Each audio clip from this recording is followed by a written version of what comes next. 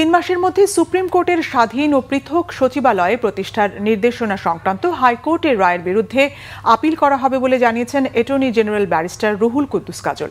বুধবার এক প্রেস ব্রিফিংয়ে ব্যারিস্টার কাজল বলেন, সংবিধানের 103 অনুচ্ছেদ অনুযায়ী সাংবিধানিক প্রশ্ন জড়িত থাকলে হাইকোর্ট সার্টিফিকেট দিতে পারে।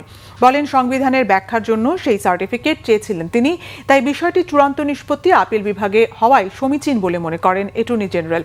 রাষ্ট্রের পক্ষে সরকারের সর্বোচ্চ আইন কর্মকর্তাদের অবস্থান হলো, যেহেতু সাংবিধানিক ব্যাখ্যার বিষয় জড়িত সেহেতু দ্রুতই আপিল দায়ের করা হবে। এর আগে সোমবার সুপ্রিম কোর্টের জন্য স্বাধীন ও পৃথক সচিবালয় 3 মাসের মধ্যে প্রতিষ্ঠার নির্দেশ দিয়ে পূর্ণাঙ্গ রায় প্রকাশ করেন হাইকোর্ট। ওই রায়ে অধস্তন আদালতের বিচারকদের নিয়ন্ত্রণ ও শৃঙ্খলা বিধান সুপ্রিম কোর্টের কাছে ফিরিয়ে দেওয়া হয়।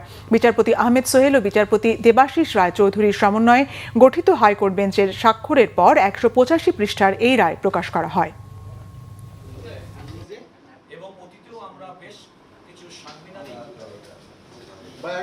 আমার মনে হয় এটা আপিল বিভাগে চূড়ান্ত নিষ্পত্তি হওয়াটাই কাম্য এবং সমীচীন, এবং সেটি প্রকারান্তরে সার্টিফিকেট দেওয়ার মাধ্যমে হাইকোর্ট বিভাগও মনে করেছেন।